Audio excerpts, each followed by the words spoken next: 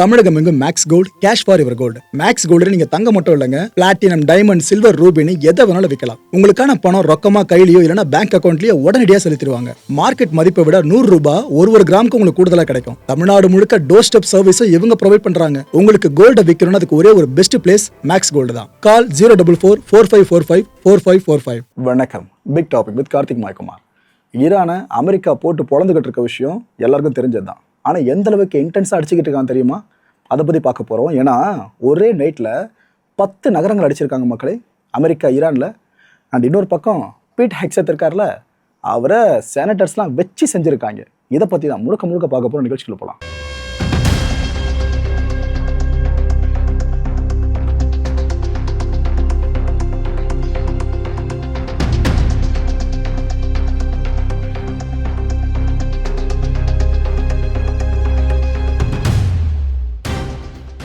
America ஈரானுக்கு இடையில போடப்பட்டிருந்த அந்த புரிந்துணர்வு ஒப்பந்தம் அது ஒன்றுமே இல்லாமல் ஆயிடுச்சா? அமெரிக்கா அதுக்கப்புறம் ஈரான் அடிக்க ஆரம்பிச்சுதா? 1 நாள் 2 நாள் 3 நாள்னு இப்போ 11வது நாள் இரவு வரைக்கும் அடிச்சிருக்காங்க. தொடர்ந்து 11 நாட்கள் வரைக்கும் ஈரானை போட்டு துவம்சம் பண்ணிக்கிட்டு இருக்க அமெரிக்கா. இதில் ஈரான் ஆதரவாளர்கள் பல பேர் வீடியோ பார்த்துட்டு இருப்பீங்க. ஆனால் கள நிலவரத்தை உண்மையிலே சொல்லிடுற மக்களே, இல்லை உங்களுக்கு ஏற்ற மாதிரி இல்லைனா உங்களுக்கு பிடிக்காததை சொல்லக்கூடாதுன்னு ஃபில்டர் பண்ணி அப்படிலாம் வேணாம், நம்ம அப்படியே எப்பவுமே ட்ராவல் பண்ண மாட்டோம். ரியாலிட்டி இதுதான். ஈரான் பெரிய அடியை வாங்கிட்டு இருக்க அமெரிக்கா கிட்ட. இந்த முறை அமெரிக்கா இந்த 11வது நாள் தாக்குதலில் எதை திரும்ப டார்கெட் பண்ணியிருக்காங்க? அதாவது ஹார்மூஸில் ஷிப்பிங் நடந்துட்டு இருக்கல, கமர்ஷியல் ஷிப்பிங்கு. இதில் ஈரான் அடிக்கடி தொந்தரவு பண்ணுதுன்னு சொல்கிறாங்க பாருங்க. அதாவது வெசல்ஸ் மேலே ஈரான் அடிக்குதுங்க அடிக்கடி அப்படின்ற குற்றச்சாட்டு தொடர்ந்து எழுப்பப்பட்டு இருக்கா. ஸோ ஈரானோட இந்த லான்ச் பண்ணுற எபிலிட்டி இருக்குது பார்த்தீங்களா, அந்த கமர்ஷியல் வெசல்ஸை அடிக்கிற எபிலிட்டி, இதை காலி பண்ணணுன்ற முனைப்பிலேயே அடிச்சிருக்காங்க இந்த முறை அமெரிக்கா. அதில் ஸ்பெசிஃபை பண்ணி சொல்லணும், ஒரு 10 நகரங்களை ஒரு வழி ஆக்கியிருக்காங்க மக்களே. பெஹ்பகன், ஒமெடியே, டேப்ரிஸ், சபஹர், கோனார்க், கபுதரஹான், புஷர், குர்திஸ்தான், சாவர், அப்டனன்னு இத்தனை பகுதிகளையும் துவம்சம் பண்ணியிருக்க அமெரிக்கா. சரியான அடி அடிச்சுக்கிட்டு இருக்க அமெரிக்கா ஈரானை. இந்த ஈரான் என்ன பண்ணிடுச்சு, பதிலுக்கு அடிக்கணும்னு சொல்லிட்டு அவங்க அமெரிக்கா மேலே இருக்க கோவத்தை மிடில் ஈஸ்டில் காட்டுவாங்களே, அந்த வகையில் குவைத்தோட எனர்ஜி ஃபெசிலிட்டி இருக்குல்ல, அதை அடிச்சிருக்காங்க. ட்ரோன்ஸை வச்சு அடிச்சிருக்காங்க. இது சும்மா வெளியான தகவல் இல்லைங்க, உண்மையிலே அடிச்சிட்டாங்க. ப்ரோ அங்கே தான் இன்டர்செப்ட் பண்ணி அழிக்க முடியுமே, அப்புறம் எப்படி ஈரான் தாண்டி அடிச்சிருக்கோன்னு கேட்டிங்கன்னா சொல்லுவாங்க. ஒரு 10 மிசைல்ஸ் வந்துச்சு, அதில் நாங்கள் 8 முடிச்சிட்டோம், 2 என்னாச்சுன்னு தெரியலன்னு சொல்லுவாங்க சம்பிரதாயத்துக்கு. ஆனால் அங்கே அடி விழுந்திருக்கு. இதாங்க நடந்திருக்கு. இந்த குவைத் பீப்புள் இருக்காங்களே, அவங்க என்ன சொல்கிறாங்கன்னா, ஏற்கனவே இங்கே சம்மர் பீக்கில் இருக்குங்க, அவ்வளோ வெயில் எங்களால் தாங்க முடியல. சரி வீட்டுக்குள்ளே மின்சாரம் இருந்துச்சுன்னா அதை வச்சாச்சும் நாங்கள் எப்படியாச்சும் அந்த ஹீட்லேருந்து தப்பிச்சுப்போம். ஆனால் இப்போ எனர்ஜி ஃபெசிலிட்டிஸையும் ஈரான் அடிக்க ஆரம்பிச்சிட்டா நாங்கள் என்னங்க பண்ணுவோன்னு பாவம் அந்த மக்கள் பரிதவிக்கிறாங்க. பாருங்க, அரசாங்கங்கள் இடையில இருக்க பிரச்சனை, அரசியல் சார்ந்த பிரச்சனை, கடைசியில் பாதிக்கப்படுறது எப்பவும் போல அப்பாவி பொதுமக்கள் தான். இப்போ நீங்கள் ஸ்க்ரீனில் பார்த்துட்டு இருக்கிறது, நீ என்னை அடித்தா நான் உன்னை திருப்பி அடிப்பேன். இட் மீன்ஸ் ஒன்றுன்றது அமெரிக்காவை இல்லை, அமெரிக்காவோட பேசஸ் இயங்கிட்டு இருக்கல அந்த மிடில் ஈஸ்டில் இருக்க நாடுகளை திருப்பி அடிப்பேன்னு ஈரான் பயங்கரமாக அடிச்சுக்கிட்டு இருக்க ஒரு பக்கம் ரிட்டாலியேஷன் சொல்லிட்டு. ஆனால் நீங்கள் ஒரு விஷயம் புரிஞ்சுக்கணும் மக்களே, ஈரான் கொடுக்குற ரிட்டாலியேஷன் இருக்குல்ல பதிலடி, அதை விட அமெரிக்கா ஈரானை போட்டு அடிக்கிறது தான் அதிகமாக போயிட்டுருக்கு. அதுதான் இங்கே ரியாலிட்டி. இங்கே உங்களுக்கு ப்ளூ டாட்ஸாக தெரியுதா, அது எல்லாமே அமெரிக்கன் ஃபோர்ஸஸ். அதாவது ஈரானுக்குள்ளே எந்த அளவுக்கு இறங்கி அடிச்சுக்கிட்டு இருக்காங்க தான் பார்க்குறீங்க. இட் மீன்ஸ் கிரவுண்ட் இன்வேஷன் கிடையாது, அது இன்னும் அமெரிக்கா பண்ணலை.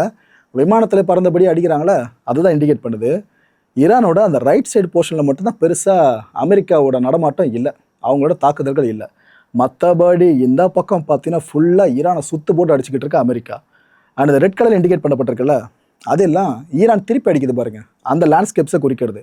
சிரியா, ஜோர்டன் வரைக்கும் அடிச்சிருக்காங்க ஈரான். அண்ட் அப்படியே கொஞ்சம் கீழே வந்தீங்கன்னா யுனைடெட் அரப் எமிரேட்ஸ் இருக்குல்ல, அது வரைக்கும் அடிச்சிருக்கு. அண்ட் இன்னும் சில முக்கியமான கல்ஃப் கண்ட்ரீஸையும் ஈரான் தொட்டுக்கிட்டு இருக்கு.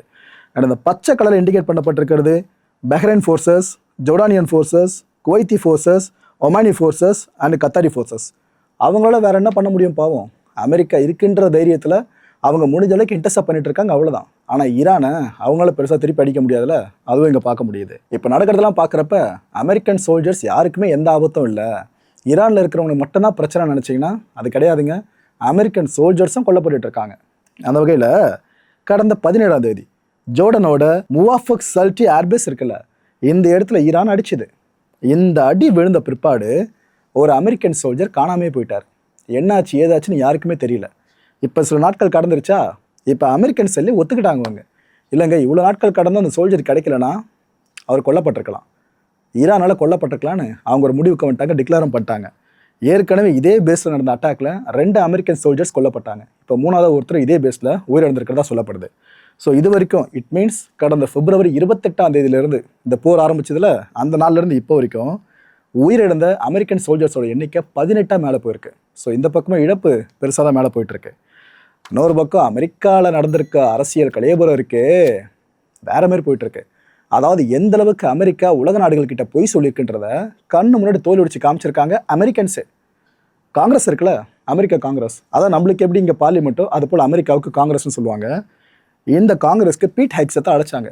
செக்ரட்டரி ஆஃப் வார் இருக்கார் பாருங்க, அப்படி தான் சொல்லணும். செக்ரட்டரி ஆஃப் டிஃபென்ஸ்லாம் சொல்கிறது. இவரை கூப்பிட்டு கேள்வி மேலே கேள்வியாக கேட்டாங்க. அப்புறம் முக்கியமாக சொன்ன பதில் ஒன்று பார்த்தீங்கன்னா, இந்த போருக்கு இது வரைக்கும் ஆன செலவு 3.6 லட்சம் கோடி ரூபாயாமா. அதை அவர் டிக்ளேர் பண்ணியிருக்காருங்க. அது மட்டும் இல்லை, அடுத்த குண்டத்துக்கு போட்டிருக்காரு. இது போல் எங்களுக்கு கூடுதலாக காசு தேவைப்படுதுங்க. ஏன்னா அங்கே நாங்கள் ஹார்மோஸை ஃபுல்லாக பாதுகாக்கணும், ஈரானோட கொட்டத்தை அடக்கணும், அவங்க நியூக்ளியர் வெப்பனை உருவாக்கிட விடாமல் நாங்கள் தடுக்கணும். இதுக்கெல்லாம் சேர்த்து எங்களுக்கு அடிஷ்னலாக ஃபண்டு தேவைப்படுது. இதை காங்கிரஸ் அப்ரூவ் பண்ணுவீங்கன்னு நினைக்கிறேன். அதோட வேர்த்து கிட்டத்தட்ட 8.6 லட்சம் கோடி ரூபாயாமா அடிஷ்னலாக தேவைப்படுற ஃபண்டு. ஏற்கனவே எதுக்குப்பா இவ்வளோ செலவு பண்ணின்னு கேள்வி கேட்டுட்டு இருக்காங்க. ஆனால் அவர் அங்கே போயிட்டு இன்னும் கூடுதல் எவ்வளோ கேட்டிருக்காரு பார்த்தீங்களா? இந்த கிரில்லிங்கில் அதான் போட்டு வறுத்தெடுத்துருக்காங்களே பீட் ஹெக்ஸத்தை. இதில் குறிப்பிட்டு சொல்லணும்னா செனட்டர் பீட்டர்ஸ் இவர் கேட்குறாரு, ஏன்பா தோல்வி அடைஞ்ச ஒரு வார் இதுக்கு எதுக்கு இவ்வளோ காசு செலவு பண்ணீங்க, கூடுதலாக வர காசு கேட்குறீங்க அப்படின்னு கேட்டார். இவர் டெமோக்ராட்டிக் வேறையா? இன்னொரு பக்கம் பீட் ஹெக்ஸத்து செம கடுப்பாயிட்டார். என்ன சொல்லிட்டாரு தெரியும், டெமோக்ராட்ஸ் எல்லாருமே ஆன்டி ட்ரம்ப் மைண்ட் செட்டில் தான் இருக்கீங்க. அதாவது ட்ரம்ப் பண்ணுறதெல்லாம் தப்புன்னு சொல்கிறதா உங்கள் வேலையன்ற மாதிரி காங்கிரஸில் போய் பேசியிருக்காரு. நீங்களாம் இங்கே நல்லா கூட உட்காந்துக்கிட்டு எங்கள் படையை பற்றி பேசுகிறீங்களா, நம்ம மக்களை பாதுகாக்கிற படையை தப்பாக பேசுறீங்கன்ற மாதிரி விஷயத்தை அப்படி கொண்டு போயிட்டாரு. இந்த செனட்டர்ஸ் எல்லாம் நிறைய பேர் கடுப்பானாங்க பீட் ஹெக்ஸெத் காங்கிரஸில் பேசின பல விஷயங்கள்ல. ஏன்னா எதுக்கு எடுத்தாலும் முன்னாடி நீங்கள் என்ன பண்ணீங்க, பைடன் அட்மினிஸ்ட்ரேஷன் என்ன பண்ணிச்சு, நாங்கள் பண்ணது தப்பு சொல்றீன்ற மாதிரி தான் திரும்ப திரும்ப பேசிட்டு இருந்தார். பல பேர் அப்செட். அதில் ஒன்று தான் இதுவும். When will you show leadership? When will you show leadership? Why don't you show some leadership and stand up to your fellow Democrats who won't fund the troops, who stand and play partisan politics while you don't give us the money? You want to stand up here and talk about the troops? You won't show any political courage to actually fund our department because you have Trump derangement syndrome and can't actually commit to anything meaningful. So I put this on you, Senator. Secretary Hegseth, you have trillions, you have over $1 trillion. You're asking for $1.5 trillion. It's not a question of money. It's a question of leadership and understanding what it takes to actually win. Political cowardice of Democrats who won't fund the troops. Senator Ossoff இவர் என்ன கேட்டார், ஏப்பா நீங்கள் என்ன சொன்னீங்க, நீங்களும் உங்கள் தலைவர் ட்ரம்ப்பும் கடந்த ஏப்ரல் மாதமே அனௌன்ஸ் பண்ணீங்க, இது போல் ஈரான் கிட்ட இருக்க எல்லாத்தையும் ஆட்சி காலி பண்ணிட்டோம், ஆப்ரேஷன் எபிக் ஃபியூரின்றது ஒரு வரலாற்று முக்கியத்துவம் வாய்ந்த வெற்றி, அதை நம்ம அமெரிக்க மக்களுக்கு பெற்றுக் கொடுத்துருக்கோம், இந்த ஈரானால் திருப்பி அடிக்க முடியாது, அவ்வளோதான், பல வருஷங்களுக்கு ஈரான் எதுவுமே பண்ண முடியாது, அது இதுன்னு சொன்னீங்க, இப்போதைக்கு சண்டை போட்டுட்ருக்கீங்க, அவங்ககிட்ட எதுவுமே இல்லை, நீங்களே அப்படி திருப்பி அடிக்கிறாங்க அவங்க அப்படின்னு கேட்டாங்க. இந்த கேள்விக்கு பதில் சொல்ல முடியாதுல்ல பீட் ஹெக்ஸத்தால். அவர் குறுக்க பேச ஆரம்பிச்சிட்டாரு. செனட்டர் பேசும்போது குறுக்க பேச ஆரம்பிச்சிட்டாரு. அவர் செனட்டர் கேட்குறாரு, ஏன்பா கேட்டதுக்கு ஆமா இல்லைன்னு பதில் மட்டும் சொல்லுன்னு. அதை மட்டும் சொல்ல மாட்டாரு. என்னென்ன உருட்டுனார் தெரியுமா? அதுவும் வித்தியாசமாக சில விஷயங்கள்லாம் பேசியிருக்காரு இந்த முறை. ஏங்க நாங்கள் அடிச்சிட்டோம் ஆனால் அப்படின்ற மாதிரி எடுத்துகிட்டு போயிட்டு சம்மந்தம்லாம் பேசினாப்புல டென்ஷன் ஆகி விட்டார் எல்லாருமே அங்கே. Already said Iran's military was destroyed and combat ineffective. You said, quote, Operation Epic Fury was a historic and overwhelming victory. You said Iran's military had been rendered, quote, combat ineffective for years to come.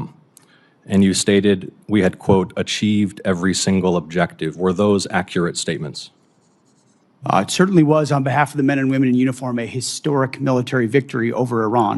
Had Iran's military been rendered, quote, combat ineffective for years to come? That was a statement that you made 4 months ago. They had 160 naval vessels you need in the to Blue Water questions, Navy, Mr. and they're Secretary. gone. Their Air Force you is said 4 months completely ago. combat ineffective, you and they don't have a 4 defense ago. industrial base. Excuse so me, describe Mr. to me a Secretary. country that doesn't have an Air Force, a Navy, or a defense industrial base, Mr. and I will describe to you a country that does not have an effective Mr. Secretary, military. you It can stated- lob missiles. Mr. Secretary, you stated missiles, 4 but it's months not a ago combat-effective that Iran's military. military had been rendered, quote, combat ineffective for years to come.